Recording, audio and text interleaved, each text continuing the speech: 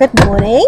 Good morning, children. Now we've got a few more children that joined our reading group now. Isn't that exciting? And today's story is all about Mr. Meddle and his aunt's cat. Now, once Meddle went to stay with his aunt Tabitha. He quite liked her because she could make the most delicious chocolate puddings, and when she was in a good temper, she used to make ice creams that were almost too good to be true. But what Meddle didn't like was his aunt's cat, Cinders. Cinders was a big black cat with 20 sharp claws and whiskers that struck out straight from each side of his mouth. Cinders glares at me as if he simply hates me, Meddle complained. Well, I'm not surprised, said Aunt Tabitha. You've trodden on his tail at least 6 times this morning. Well, he shouldn't leave it laying about, said Meddle. He should curl it round him like sensible cats do. He will leave it lying straight out, and I do think, Aunt Tabitha, that you should teach Cinders better manners. Do you know he spat at me yesterday? Well, you've always told me that spitting is very, very rude. So it is, said his aunt, but I'm not at all surprised that Cinders being rude to you. You stepped right into his bowl of milk and upset it, and what's more, you didn't bother to get a cloth and wipe it up. Well, that would have been a waste, said Meddle. I didn't see why Cinders shouldn't lick up the milk off the floor himself instead of my wiping it up. You're always telling me not to waste things. That's enough, said his aunt, and don't come complaining to me any more about Cinders' behaviour. He doesn't complain about yours. Well, if Cinders dares to complain about me, began Meddle. You'll put him in the dustbin, I suppose, said Aunt Tabitha crossly. Well, you won't. If I hear of you daring to punish my dear darling Cinders, I'll send you to bed for 2 days. So Meddle didn't dare to smack Cinders, however much he longed to.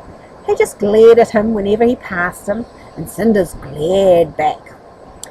Now, Meddle's Aunt Tabitha was very good about collecting paper for the salvage. She kept a big sack into which every single bit of newspaper was put, and when it was full, the dustman collected it. Meddle watched it getting fuller and fuller, and he was most interested in it. He put every bit of paper into it that he could. But Meddle, don't put in today's paper before I've even read it, said his aunt. And dear me, where is my writing pad? Surely to goodness you haven't put that in. Dear, what a silly fellow you are. I don't know how I put up with you. One day the sack really was full.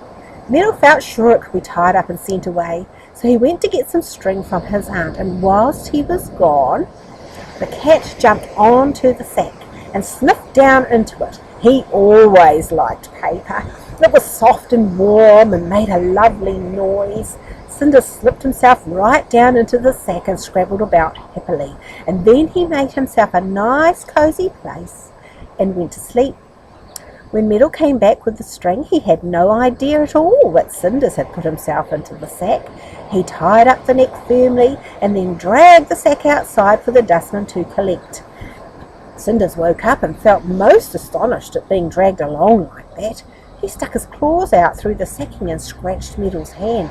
"Ow!" said Meddle in pain. "There's something sharp in that sack.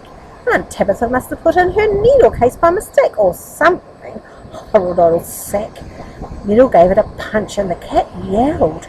That gave Meddle such a fright that he dropped the sack in a hurry by the dustbin and fled inside. Funny sort of sack, he thought as he bathed his bleeding hand. It scratches me and then it yells. I'm glad it's going. Now Cinders was most annoyed at not being able to get out of the sack. He jumped and scrabbled. He wiggled and he struggled. He yelled and he mewed and made the sack sway about in the most alarming manner. And when the cook next door came into her yard, she was most astonished to see the sack behaving like this. She watched it in surprise. The dustman came to collect it after a while, and the cook called to him, "You be careful of that sack. It's alive." "Ha, ha, ha, funny joke," said the dustman, and hoisted the sack onto his shoulder. Now that was too much for Cinders. He let out a yell like a siren going off and dug all 20 claws through the sack into the dustman's shoulder. The man gave a yelp of surprise and dropped the sack. Cinders leapt about inside it, and the sack jumped here and there in a most surprising manner. "Well, I never saw a sack behaving like that before," said the dustman, scratching his head. yowling and scratching and jumping. "I'll complain to the lady. I can't collect a sack that behaves like that." So he knocked at the kitchen door and complained bitterly to Aunt Tabitha. She was most surprised. "But it's only a sack full of paper," she said. "I know, because I saw every bit of paper that was put into it." "Come, come, my man, don't be silly." "Meow, meow," said the sack, and did a few jumps round the yard. "Well, there you are," said the dustman. "You had better undo your sack, lady, and see what's the matter with it. It's my belief there's a tiger or a lion inside." "Oh, what nonsense," said Aunt Tabitha. She fetched a knife and cut the string at the neck, and out jumped Cinders with another yowl, and a mass of bits of paper flew out after him. The dustman ran out of the back gate and didn't come back. The cook flew into her kitchen and slammed the door. "Why, it's Cinders!" cried Aunt Tabitha in surprise. "My dear, darling Cinders! Meddle, Meddle, why did you tie up Cinders in the paper sack? You bad, wicked fellow! You wanted to get rid of Cinders, so you thought of sending him away in the sack. Oh, wait till I get you. I'll put you into a sack, so I will." Poor Meddle! He was well spanked with Aunt's hairbrush, and then he had to go to bed for 2 days. His Aunt Tabitha simply would not believe that he didn't know Cinders was in the sack. Meddle wouldn't have minded staying in bed at all, for he was a lazy fellow, but Cinders would sit on his windowsill and wash himself all the time, and in between his washing he glared at Meddle out of his bright green eyes.